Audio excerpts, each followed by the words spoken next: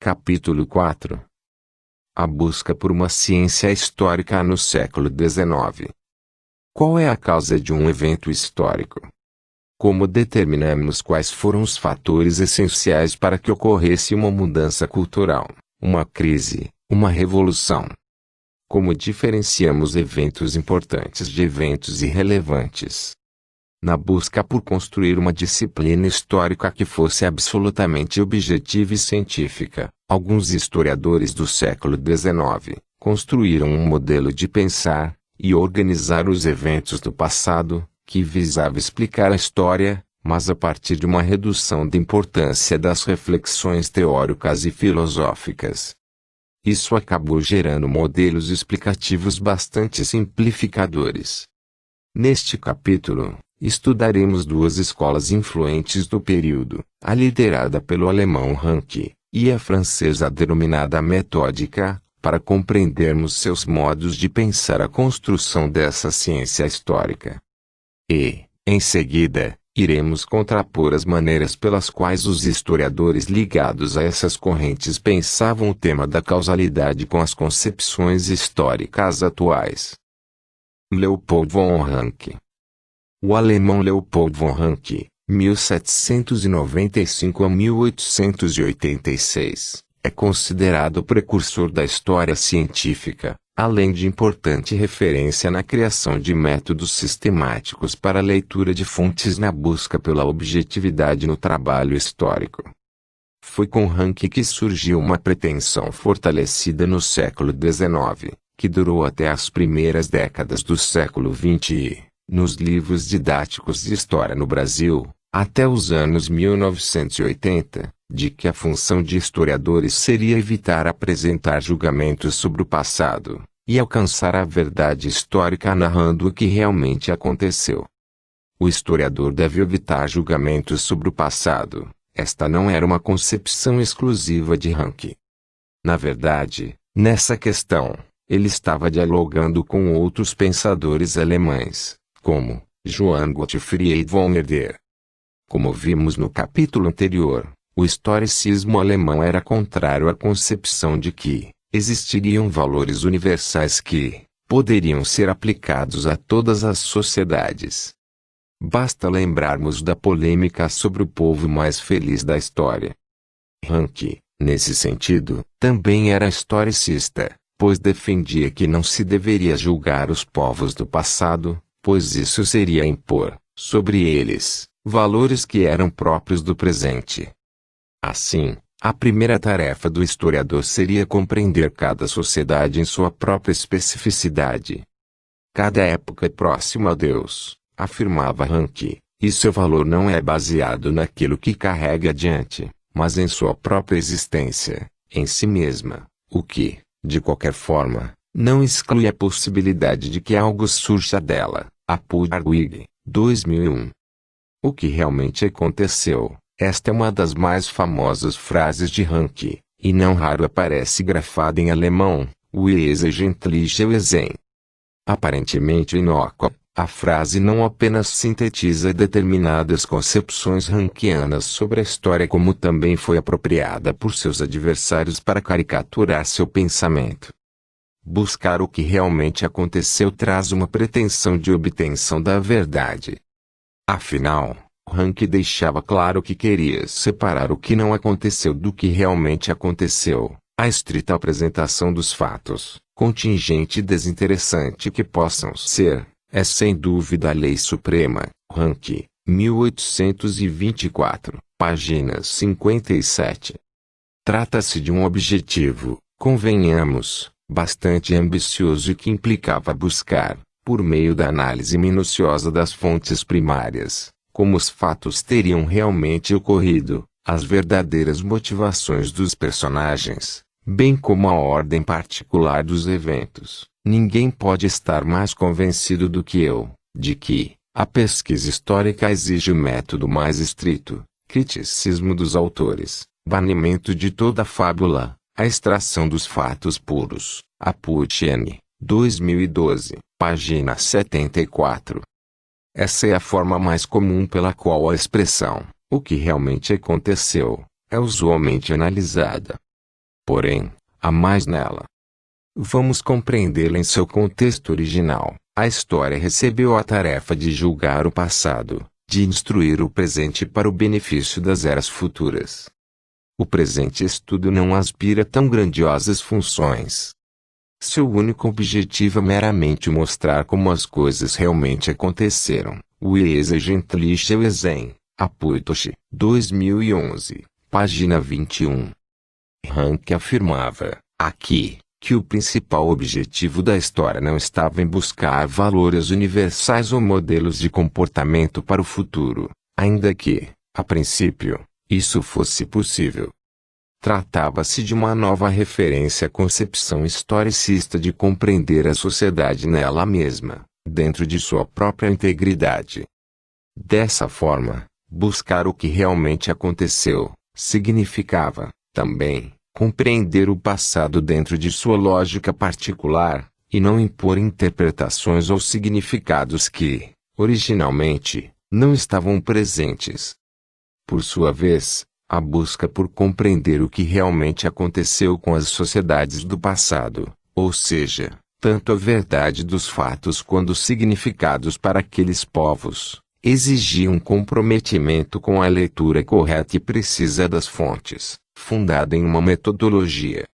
Para Rank, a verdadeira história só poderia ser feita com a consulta a documentos originais, preferencialmente próximos aos eventos estudados.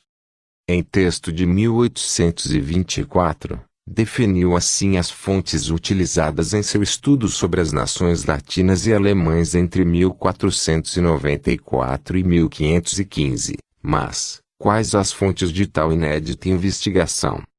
As bases do presente trabalho, as fontes deste material, são memórias, diários, cartas, registros diplomáticos, e narrativas originais de testemunhas oculares. Estas fontes serão identificadas em cada página. Um segundo volume, a ser publicado a seguir, apresentará o método de investigação e as conclusões críticas. Rank, 1824, páginas 57. Rigor metodológico, fundado na objetividade do historiador, em busca da verdade do passado. Este é o modelo de história científica empirista criado por Rank. Mas, além da herança historicista, Rank também se aproximava das ideias de outro pensador alemão, Hegel, quando afirmava, por exemplo, em uma frase famosa já citada anteriormente, que cada época é próxima a Deus. A frase demonstra que Rank não enxergava contradição em sua busca pela objetividade e a defesa de certa religiosidade, além de evidenciar a proximidade com as ideias hegelianas de que a história, como um todo, possuía determinado significado. Deus habita, vive, e pode ser conhecido em toda a história, afirmou Rank, Aputiene, 2012, página 74. Outro ponto de aproximação entre Rank e Hegel está na concepção de que os estados, que seriam verdadeiros pensamentos de Deus, segundo Rank, seriam o ápice da realização da racionalidade humana. Por essa razão, seus estudos históricos deveriam se centrar no desenvolvimento político dos países e na construção da nacionalidade. Dentro do pensamento rankiano, os estados seriam os verdadeiros agentes da história e expressão do poder divino que se revelaria no mundo. A ideia de uma espiritualidade que está na base dos fenômenos históricos toma, com Rank, um verdadeiro sentido religioso. As ideias de Rank se difundiram também por conta de sua atuação como professor, criando cursos universitários de história, separados de outras disciplinas como letras, filosofia ou religião, às quais usualmente estavam associados. Ele contribuiu de forma decisiva para a profissionalização do historiador. Como afirmou o brasileiro Sérgio Buarque de Holanda, foi ele, Rank, quem criou para os estudos históricos o sistema dos seminários, que aos poucos iriam proliferar em outros países. Ao mesmo tempo desenvolveu recursos de pesquisa e crítica das fontes, adaptando para isso, a história, processos já em uso, antes dele, entre filólogos e exegetas da Bíblia, Holanda, 1979, página 16. Seus seminários tornaram-se bastante famosos na Europa e mesmo fora dela. Estudantes de vários locais do mundo iam assistir às suas aulas e, ao retornar a seus locais de origem, acabavam por aplicar o modelo rankiano de se pensar história. Difundiram-se, assim, suas ideias e, fundamentalmente, seu método. Observação. Empirismo refere-se à doutrina de que todo conhecimento provém de experiência. No caso da história, significa afirmar que todo conhecimento tem origem nos dados das fontes. Assim, concepções filosóficas a respeito da história seriam desprezadas. A escola metódica francesa. O historiador alemão Georg Gess, nascido em 1926, publicou em 2008 um ambicioso livro com o título A História Global da Moderna Historiografia.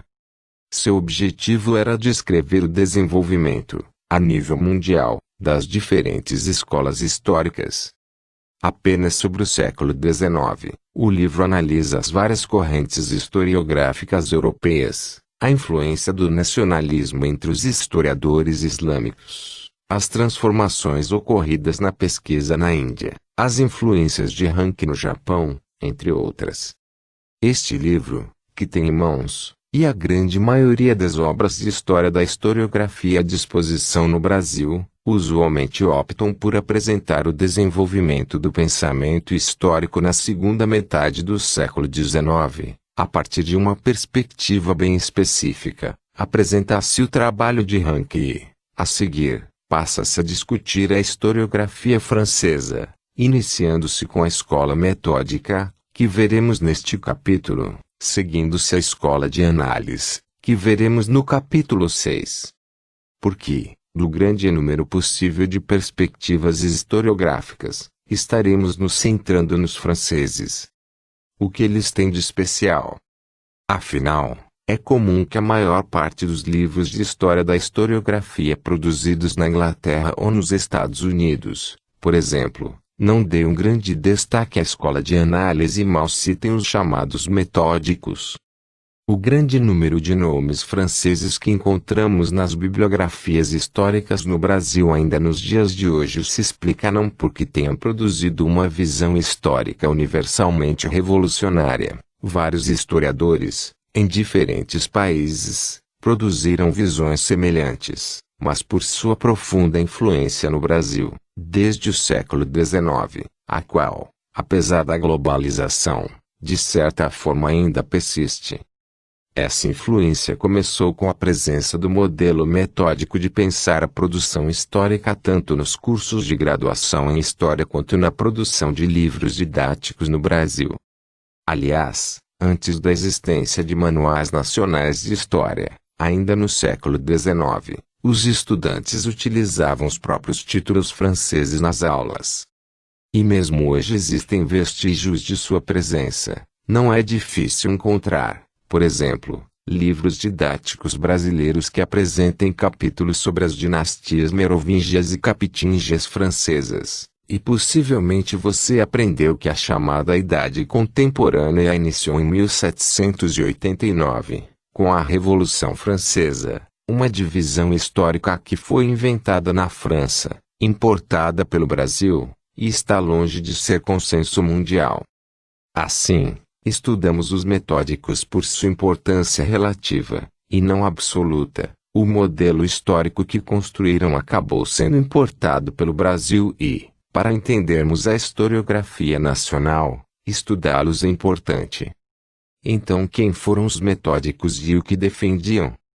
A escola metódica, também chamada de tradicional, surgiu nas últimas décadas do século XIX, na França.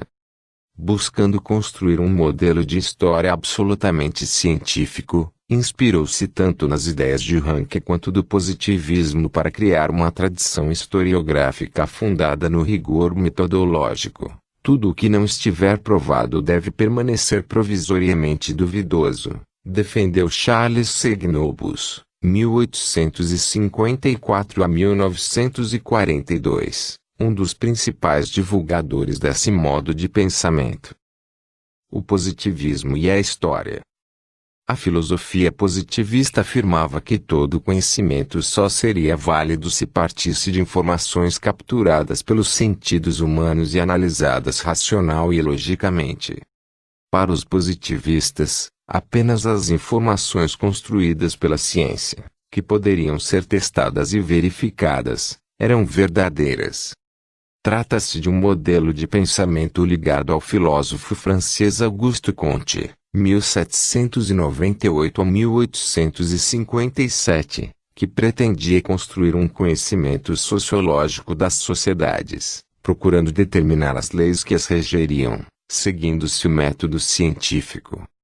O que se pode denominar de história positivista é aquela escrita sob influência de preceitos dessa filosofia, especialmente copiados do método das ciências naturais.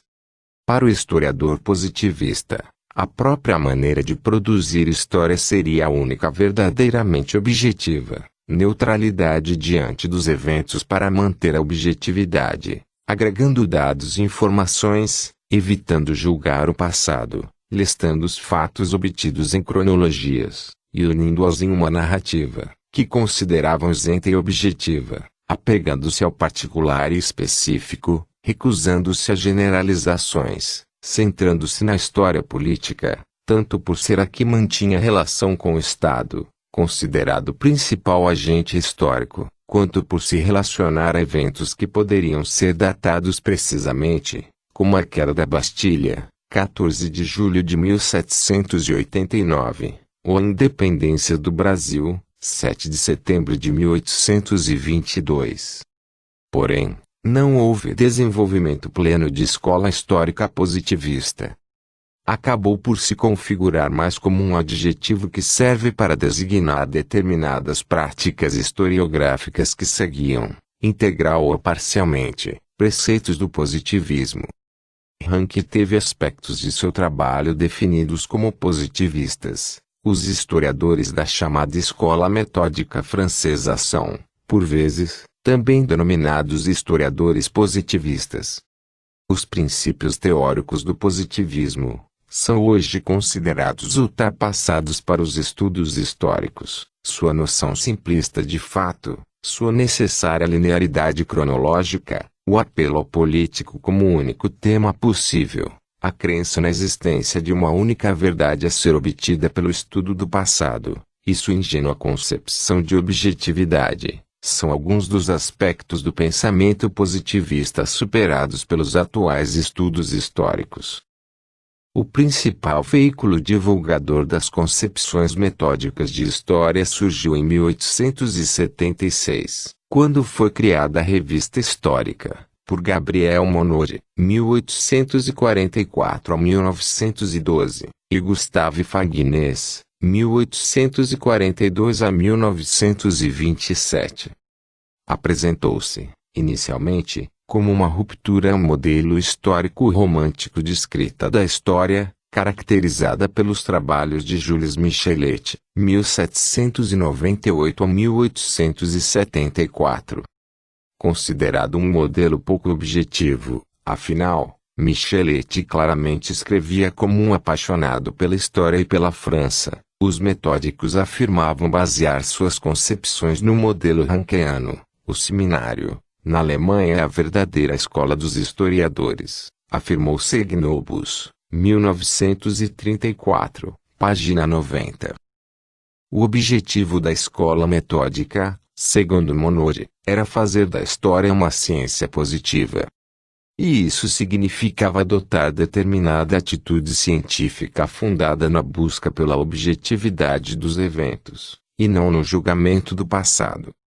Além disso, defendia determinada vocação nacional ou simpatia intuitiva para com o patriotismo. Nas palavras de Monod, acreditava que era a função da história participar da construção e do reforço da unidade nacional, o que foi feito por meio da construção de narrativas heróicas para a história da França, legitimando o sistema de governo então vigente. Bourdet, 1991, página 97. Saiba mais.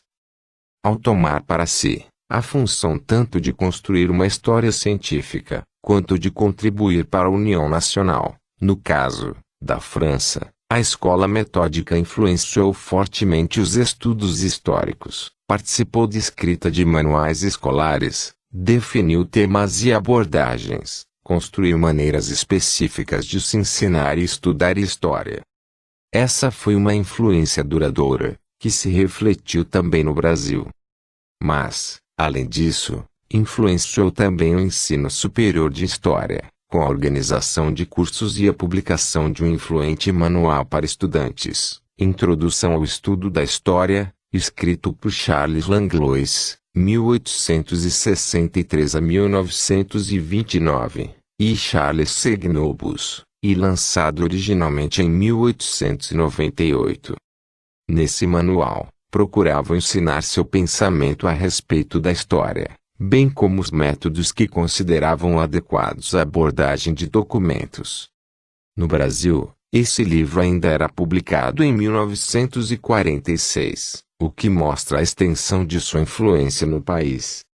Sua concepção de história era fundada na primazia do acontecimento, nos grandes homens como agentes históricos, na naturalidade do fato, na temporalidade linear, na política, privilegiava as fontes escritas e, por fim, era supostamente objetiva e desencanada. São muitas as características, a seguir, vamos analisá-las uma a uma. O acontecimento como ponto básico da história. O termo acontecimento, aqui, tem o mesmo sentido que no mundo jornalístico. Certos materiais didáticos de história que chegaram a criar jornais da história, inseridos entre as páginas do livro, utilizavam-se dessa mesma compreensão de evento. Para os metódicos, o evento histórico era um acontecimento específico, que poderia ser localizado temporalmente, de forma usual, em uma data bem específica. Esse apelo ao acontecimento, ao fato singular, é consequência da convicção dos historiadores metódicos de que não eram grupos sociais ou contextos que definiam os eventos históricos. Ainda que se estudassem crises, eventos políticos, mudanças religiosas, concepções culturais, o fundamental eram os atos dos indivíduos, os chamados grandes homens. Em trecho de um livro didático de 1997, portanto, de cerca de um século depois do surgimento da chamada escola metódica, reproduzido na imagem, eventos históricos aparecem reduzidos a manchetes jornalísticas. Trata-se de uma concepção bastante restrita de história, o que era considerado importante, digno de aparecer na notícia, era um determinado acontecimento. Escravos importados de Angola, já são 60, os engenhos de açúcar no Brasil, ligado a uma determinada data. Nessa concepção de história, o que importa é o acontecimento, um fato específico, ocorrido em certo momento. O que aparece nesse livro didático é ilustrativo da forma como os metódicos percebiam a história, uma série de acontecimentos, de curta duração, ligados a datas bastante específicas. Apenas por comparação, a história atualmente lida com temporalidades bastante variadas. Os fatos particulares reduzidos a acontecimentos específicos ainda existem, mas não são fundamentais, e quando aparecem sempre são analisados a partir de seu contexto mais amplo, ou seja, não têm valor em si.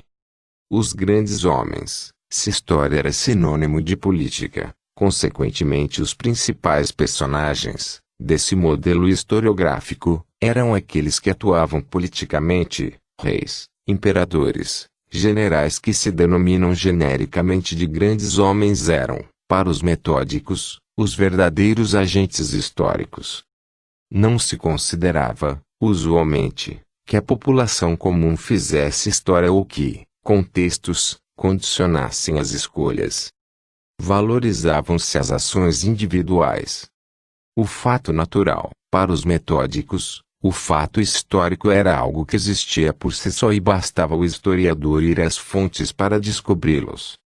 Cada documento histórico tinha um número limitado de fatos, por isso acreditavam que seria possível para os historiadores, um dia, analisar todos os fatos históricos e, assim, dar seu trabalho por concluído. Trata-se, como vimos no primeiro capítulo, de uma visão ultrapassada. Atualmente sabe-se que os documentos históricos não trazem fatos históricos prontos, apenas informações que respondem a determinadas perguntas de historiadores.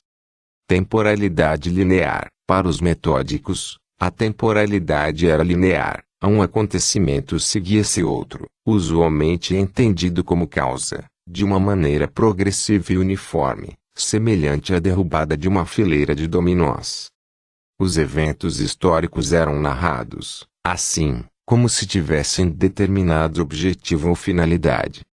Centralidade da política. Uma das características mais próprias da escola metódica era a preocupação quase exclusiva com eventos políticos.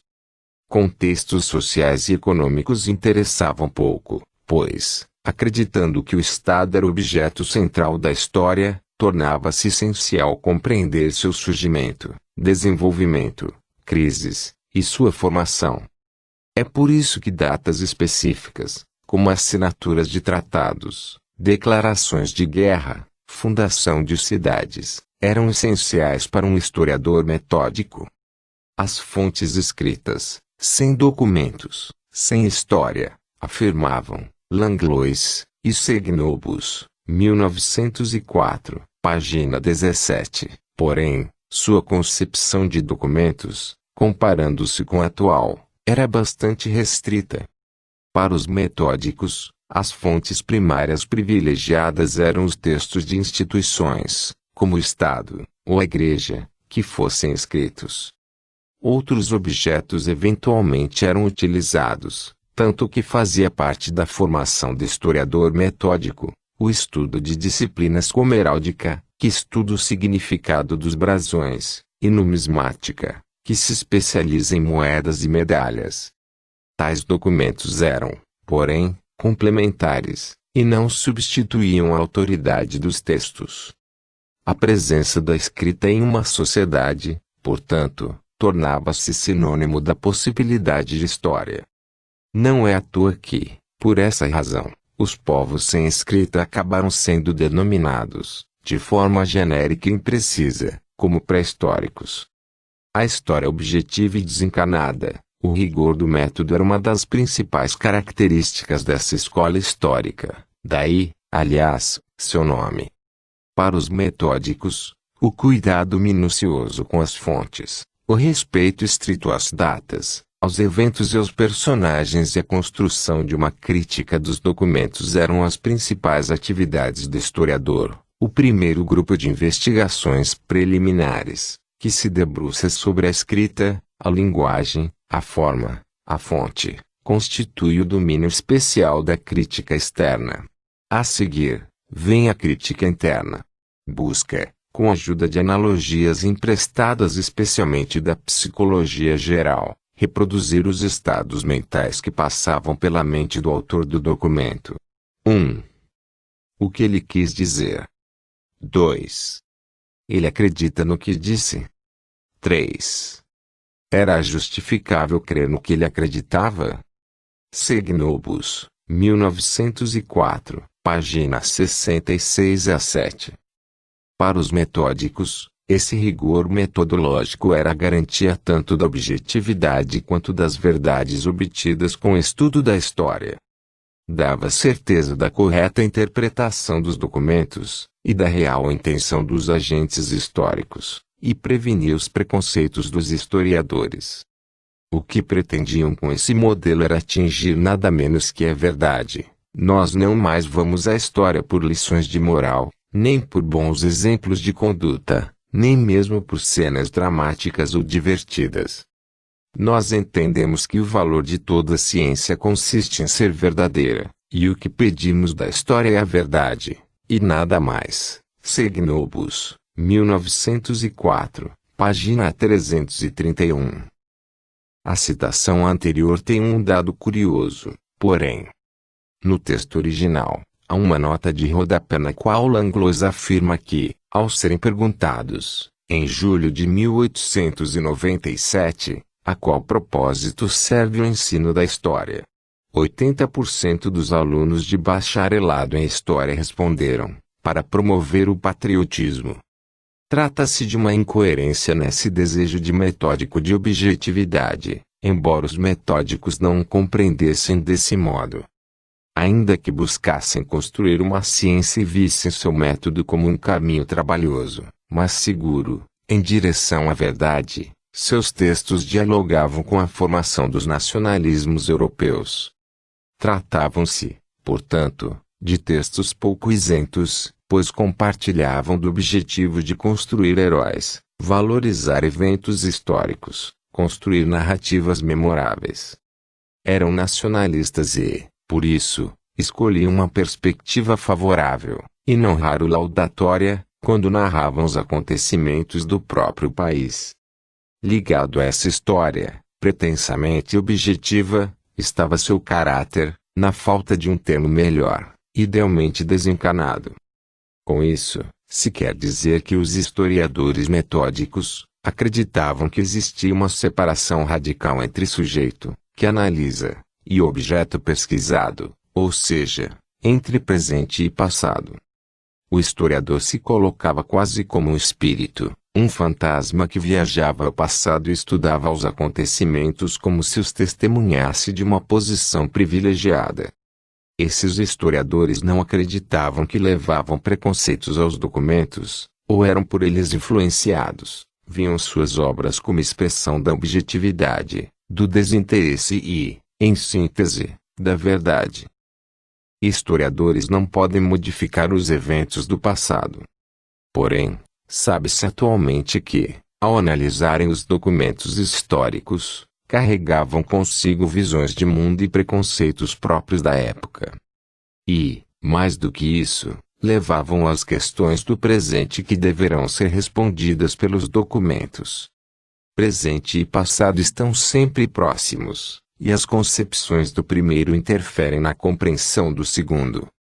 A charge de Tom Gaudi, de 2016, ajuda-nos a pensar que historiadores não podem realmente interferir no passado, mas não há dúvida de que interferem na história. Para encerrarmos esse item, uma importante nota sobre os metódicos: seus princípios e objetivos foram bastante criticados, especialmente pelo que se passou a considerar sua visão bastante restrita de história. Porém, suas principais figuras não apresentavam ideias tão ingênuas quanto sua posterior caricatura fez questão de afirmar. E mesmo as características dessa escola, com as quais trabalhamos nas páginas anteriores, podem ser mais encontradas em sucessores e, particularmente, nos manuais escolares produzidos sob a concepção metódica, do que naqueles próprios historiadores. Nem tudo dessa escola histórica é dispensável. Nos dias de hoje, ficaram como saldo positivo os ensinamentos dos metódicos com os cuidados a respeito dos documentos, ainda importantes para a pesquisa histórica.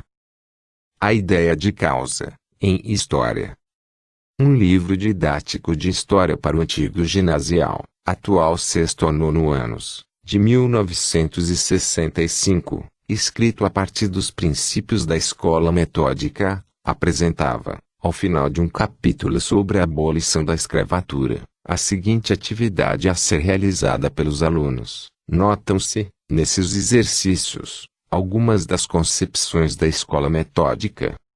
Por exemplo, todos os eventos e personagens que o aluno deveria conhecer estavam ligados a questões políticas.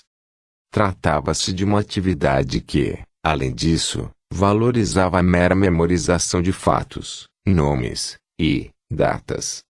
Aliás, foi essa perspectiva que deu à disciplina escolar de História a má fama de ser apenas decoreba.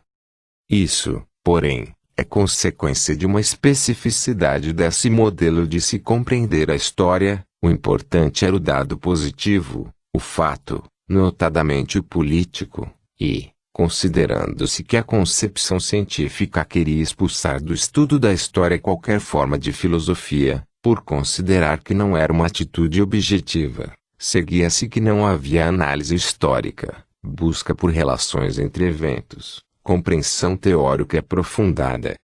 Não ia muito além do fato pelo fato, ligado a outros em uma narrativa cronológica, com análises minimizadas. Assim, se a história era só isso, seguia-se que, também, era só isso que se deveria cobrar dos alunos. A pobreza analítica da escola metódica é evidenciada, especialmente, quando seus historiadores se propunham a apresentar a análise das causas de determinados eventos históricos. Observe-se, a seguir, outro livro didático, desta vez de 1964 e também influenciado pelos princípios metódicos, em que são apresentadas as causas da Guerra do Paraguai. Causas da guerra.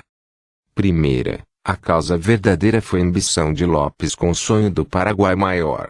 Segunda, a causa pretexto foi a intervenção brasileira no Uruguai, que parecia transformar os planos de Solano Lopes.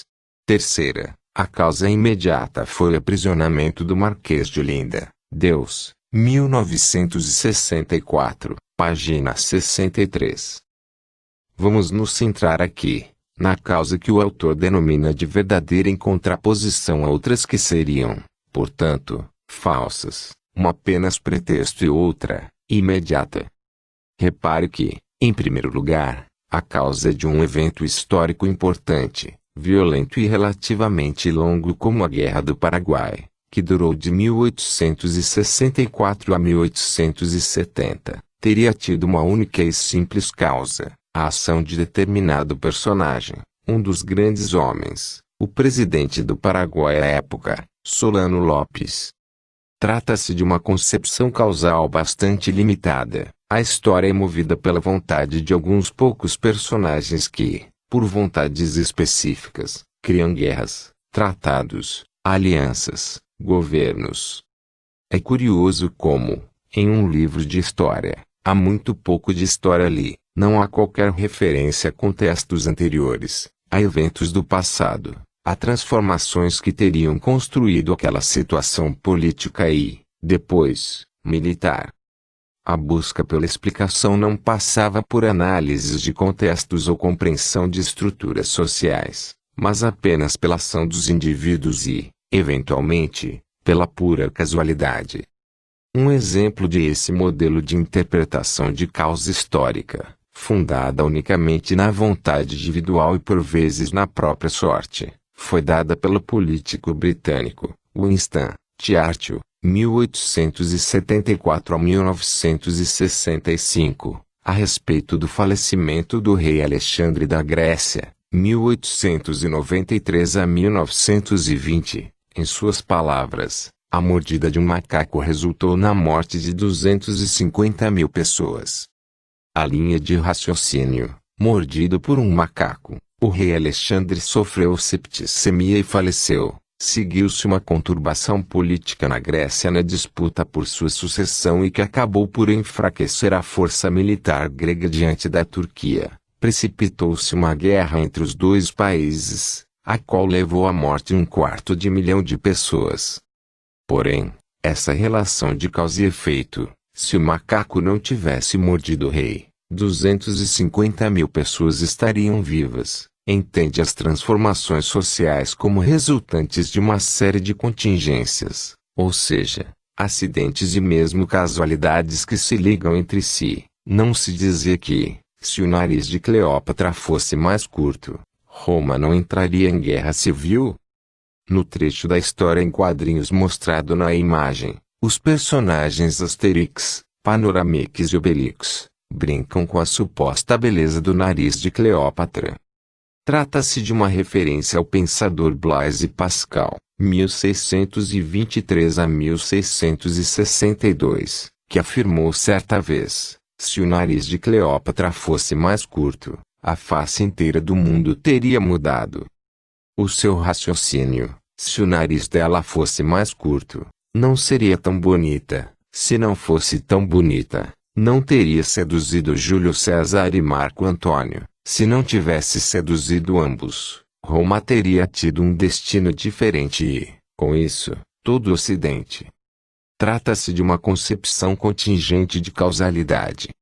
Existe uma correspondência direta entre as concepções dos objetivos, dos métodos e das abordagens de determinada escola histórica e sua concepção de causa. No caso da escola metódica, pode-se observar que, ao tentar atingir a objetividade rejeitando análises filosóficas, acabou por construir uma ideia de causa que nada mais era do que uma série de eventos contingentes, ou seja, acidentais e mesmo casuais, produzindo mudanças. Tentando eliminar da ciência a ideia de causa, como afirmou o historiador Mark Bloch, 2001, páginas 147, a concepção positiva de ciência e de história adotada pelos metódicos construiu um modelo teórico de explicação frágil das mudanças do passado. Ter uma definição teórica coerente sobre o que significa uma causa em história, como as mudanças são provocadas, por quais fatores, sobre que circunstâncias, reflete diretamente, portanto, o real resultado da atividade da historiadora e do historiador. Nos dias de hoje, a história trabalha com relações causais de uma maneira bem mais complexa do que aquela dos metódicos. Mas isso não significa que, na atualidade, não existam dificuldades em se determinar as causas de qualquer evento histórico. Um primeiro e importante problema é que, muitas vezes, historiadores e historiadores não deixam claro, seja para os leitores, seja para si próprios, com qual noção de causa estão trabalhando. Por vezes, sequer utilizam propriamente o termo, mas o substituem por sinônimos como forças, condicionantes, condições, razões, motivos, pressupostos, agentes, fundamentos, como que desejando escapar das implicações que a palavra causa pode trazer. Afinal, é muito comum entre historiadores o receio de construir explicações deterministas, o que um mau uso do conceito de causa pode, realmente, implicar. Porém, fugir de uma conceituação causal rigorosa agrava o problema. Afinal, a análise continuará trabalhando com a ideia, mas de uma forma inadequada, sem definição apropriada, sem fundamentação. E isso pode, inclusive, comprometer a análise histórica. É claro que falar é mais fácil do que fazer. O filósofo estadunidense John Stuart Mill, 1806 a 1873, por exemplo, afirmou que uma das maneiras de encontrar a causa de um evento é verificar quando dois fenômenos variam simultaneamente. Se toda vez que eu chuto uma bola, ela se move, então o meu chute é a causa do movimento da bola.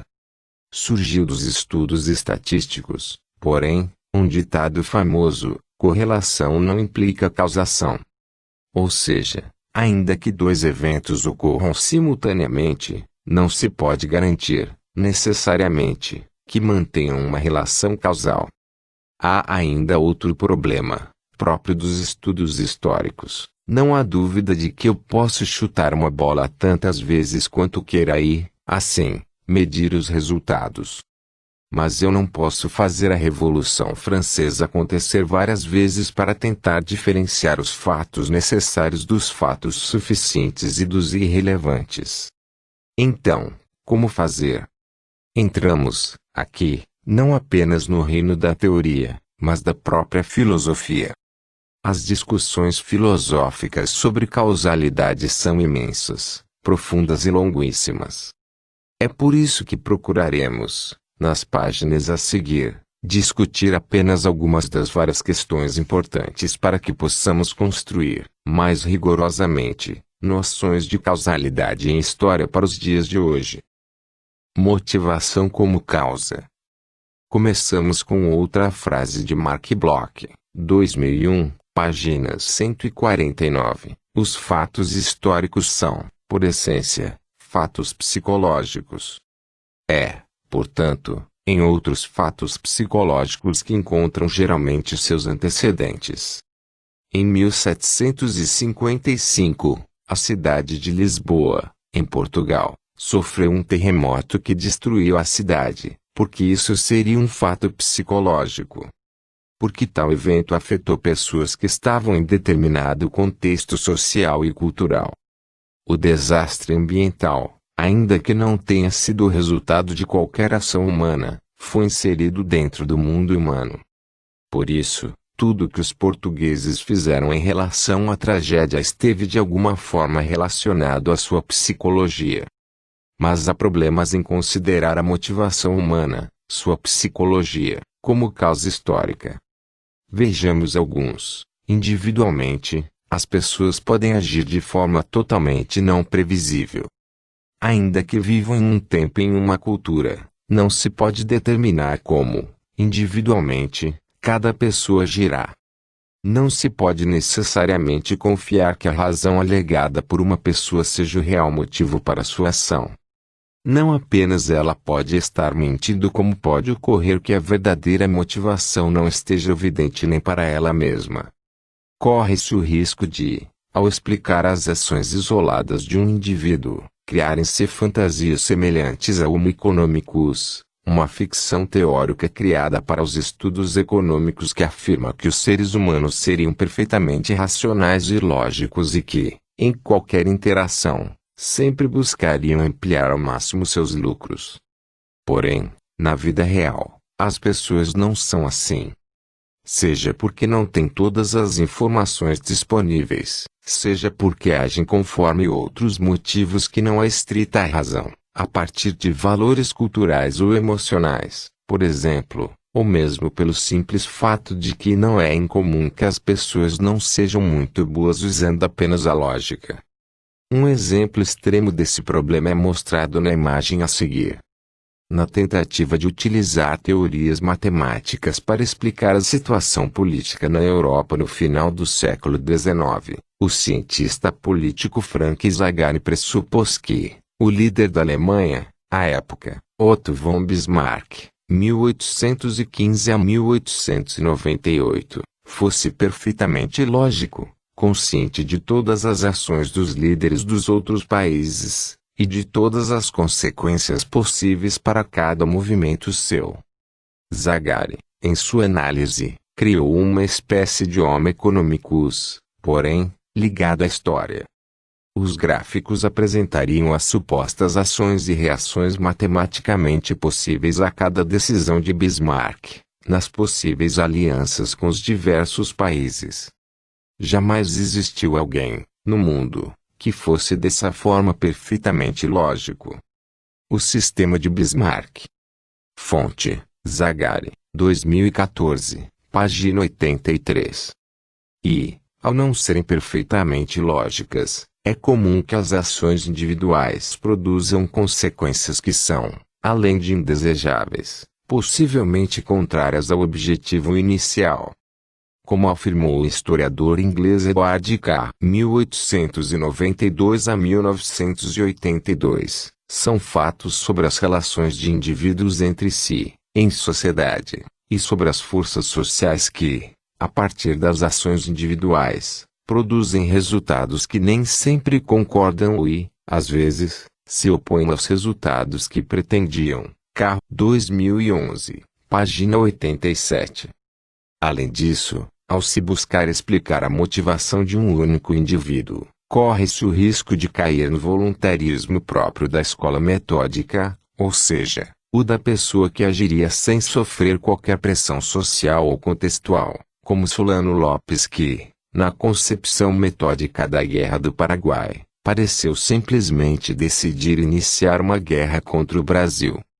Durante a Revolução Francesa, no século XVI, ocorreu um episódio curioso. O rei da França, Luís XVI, temeroso de ter seu poder ainda mais diminuído pelo movimento revolucionário, resolveu fugir de Paris, em 1791. Foi identificado poucos quilômetros antes de alcançar seu objetivo e capturado na cidade de Varennes. Um cidadão local, Jean-Baptiste Drouet, reconheceu o rei porque a face da realeza estava representada em moedas. Luís XVI acabou acusado de traição e foi guilhotinado menos de 2 anos depois. Que destino teria tomado a Revolução Francesa caso Luís XVI tivesse chegado a Montmédy, uma cidadela fortificada, que era seu destino? Drouet poderia não estar naquele lugar, o rei poderia não ter aparecido na janela de sua carruagem, as moedas à disposição, quem sabe, pudessem estar desgastadas. Infelizmente, porém, não temos como saber como quaisquer mudanças teriam afetado o desenrolar dos fatos. De qualquer forma, e para nossa análise de causas, mesmo que algo tivesse ocorrido de maneira diferente, as ações individuais estariam sempre dentro de determinados contextos, seriam motivadas e limitadas por eles. Não ocorrem no vácuo social e são dependentes das circunstâncias. Considerar a agência humana, ou ter atenção à sua psicologia, nos termos de Bloch, não significa desconsiderar a estrutura. Ao buscarmos as causas de ações individuais, portanto, devemos estar sempre atentos a todos esses problemas e considerar a inserção do indivíduo dentro de seu grupo social, suas crenças, suas possibilidades e interesses. Tenderão a ser mais sólidas as explicações causais que não estejam restritas a um único evento, porque Luís XVI quis fugir de Paris, mas que analisem grupos de indivíduos por um período razoável de tempo. Nesses casos, pode-se constatar, com mais segurança, o que as pessoas consideram mais valioso e como orientam suas decisões. Diferentes níveis de causa. Qualquer evento terá diferentes níveis de causa, que devem ser considerados na análise histórica. O assassinato do arquiduque Francisco Ferdinando do Império Austro-Húngaro, em 28 de junho de 1914, precipitou os acontecimentos que levaram à Primeira Guerra Mundial. Não se pode afirmar, porém, que esse homicídio tenha causado a guerra, o que seria o mesmo que dizer que o assassino, Gavrilo Principe, teria provocado, sozinho, o conflito. Porém, e ao mesmo tempo, trata-se de um evento que não pode ser simplesmente desconsiderado. Foi um fato importante, mas sua importância é definida pelo contexto. A diferenciação entre causas estruturais e imediatas é comum em história. A morte do arquiduque foi um evento imediato, mas que deve ser entendido pelo impacto provocado em uma estrutura já dada. O historiador inglês Lawrence Stone, 1919 a 1999, em seu trabalho sobre a Revolução Inglesa, apresentou uma sugestão para diferenciar níveis causais, dividiu sua análise em pré-condições, eventos de até um século antes, causas precipitantes, em torno de uma década, e gatilhos, no curto período de cerca de 2 anos. Desta maneira teve condições de discutir os diferentes níveis causais, pesando o impacto relativo de diferentes acontecimentos. Quando mais impactante for um pequeno evento, mais relevante é a análise do contexto e das condições que tornaram aquela pequena ação em algo fundamental. É por isso que se torna importante considerar a maneira como diferentes níveis causais operam em qualquer análise histórica. Diferentes tipos de causa. Dificilmente a história trabalha apenas com uma única causa. Mesmo os mais simples problemas históricos demandam análises culturais, econômicas, políticas, sociais. A atenção com a multiplicidade causal deve, porém, tomar alguns cuidados específicos. Os diferentes tipos de causas interagem entre si. As condicionantes culturais afetam e são afetadas por questões políticas, econômicas ou sociais. Causas econômicas não geram apenas consequências econômicas. O mesmo vale para outros campos da realidade. Um evento comportamental, como a chamada revolução sexual, não tem como suas causas apenas questões culturais. No caso do Brasil, em que essa mudança ocorreu especialmente a partir dos anos 1970, existem questões sociais, como o processo de urbanização, políticas, enfraquecimento da censura, técnicas, barateamento do processo de impressão e publicação de revistas científicas, surgimento da pílula anticoncepcional, entre outros fatores que fazem parte da explicação causal. Nem todas as influências são igualmente importantes, e deve-se saber distinguir sua relevância no objeto de análise. Se nos propomos analisar os modelos de relacionamento conjugal no Brasil do início do século XX, as questões econômicas terão alguma importância, mas serão menos influentes que aspectos religiosos ou comportamentais. A economia influencia, por exemplo, o número de casamentos ou a renda familiar. Porém, com ou sem crises, os casamentos continuaram sendo monogâmicos, heterossexuais, visando a estabilidade da instituição familiar com a mulher possuindo menos direitos em relação ao marido, etc.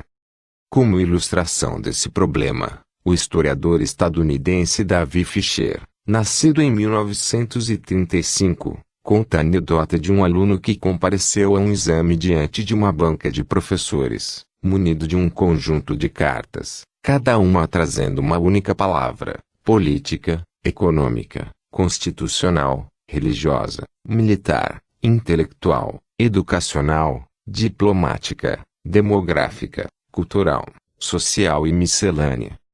Disse que lhe respondeu cada uma das questões colocadas consultando os cartões e enumerando fatores em cada categoria, dando igual tempo para cada uma. Fisher, 1970, páginas 176. Em busca de causas. Cada problema histórico demanda um diferente conjunto de causas, além de métodos e temporalidades específicas para serem buscadas. Algumas regras gerais sobre a busca de causas históricas podem, porém, ser apresentadas. A causa é sempre antecedente ao evento. Esta é a regra filosófica mais básica em relação à causalidade, pois as causas, seja em história, seja em tudo mais, sempre devem anteceder as consequências. Ainda que seja uma lei primária, há casos em que historiadores identificam como causas eventos que foram produzidos posteriormente às supostas consequências, o que evidencia um grave problema cronológico. Mas há, além disso, explicações em que a anterioridade não é tão explícita, é o preconceito que gera a discriminação social ou o inverso. Este é um exemplo de dois fatores que se reforçam mutuamente. O preconceito reforça a discriminação social, que por sua vez reafirma o preconceito. Em tais situações, é difícil diferenciar causa e consequência. A causa está sempre próxima, tanto no tempo, quanto no espaço. Eventos distantes não podem ser considerados como causa. É possível dizer, por exemplo, que a Revolução Cubana de 1959 influenciou a juventude urbana do Brasil nos anos 1960, que se engajou na luta armada contra a ditadura militar. Mas, para isso, deve-se demonstrar que os jovens, no Brasil, tinham informações sobre a Revolução, a partir da mídia, de testemunhos de pessoas que vieram ao país, de professores que ensinavam sobre o tema. Ainda que tenha sido um evento distante, a causa foi, digamos, aproximada pelas várias formas pelas quais as informações sobre a Revolução circularam no Brasil. Eventos históricos tendem a ser multicausais. A realidade não é compartimentalizada com caixas separando a economia da política e da religião. As causas de um evento devem ser buscadas, portanto, na complexidade que forma a própria realidade. Deve-se atentar aos diferentes níveis de causalidade. Isso significa considerar tanto as causas imediatas quanto as intermediárias e as mais estruturais. Quanto mais imediata e factual for a causa, mais ela tenderá a ser resultado de opções e escolhas individuais. Quanto mais estruturais forem, mais serão devido a permanências sociais e, portanto, tenderão a direcionar as opções dos indivíduos. Causas podem ser encontradas porque eventos se repetem. Vimos o exemplo da bola. Podemos chutá-la quantas vezes quisermos para nos certificarmos de que o chute é a causa de seu movimento. Foi dito, também, que algo semelhante não poderia ser feito com a Revolução Francesa, por ser um evento que não se repete. Mas isso não é exatamente verdade.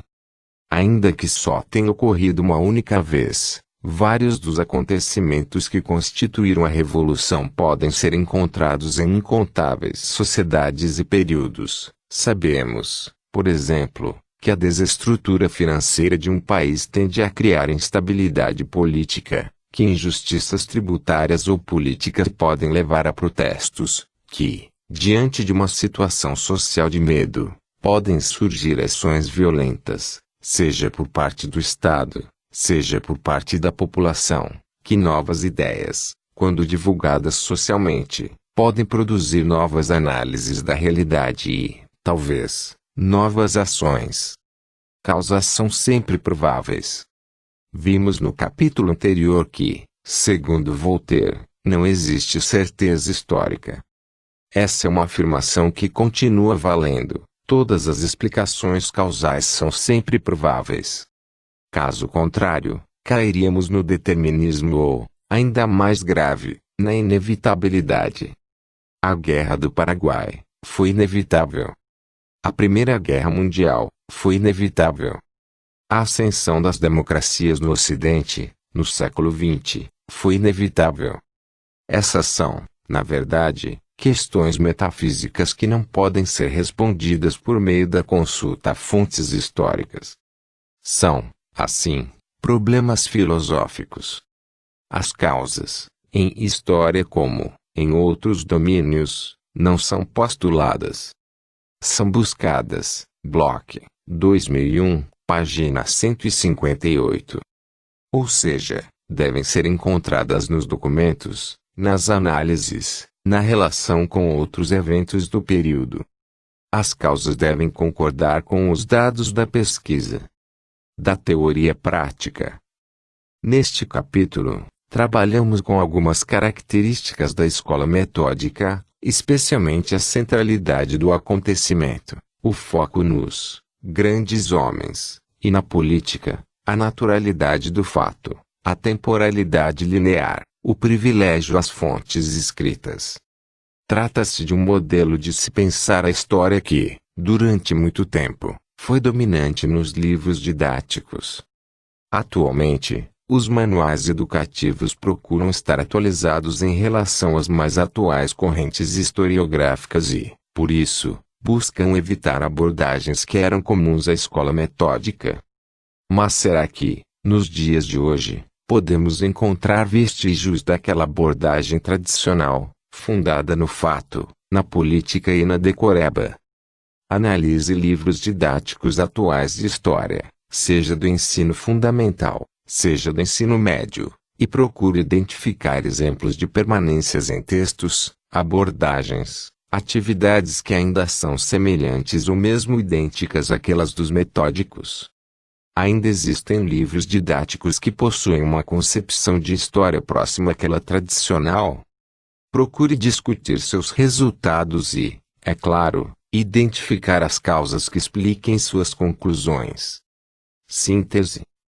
A busca por causas em eventos históricos deve ser feita considerando-se sua multiplicidade e as diferentes temporalidades. Causas mais imediatas agem de maneira diversa daquelas mais estruturais.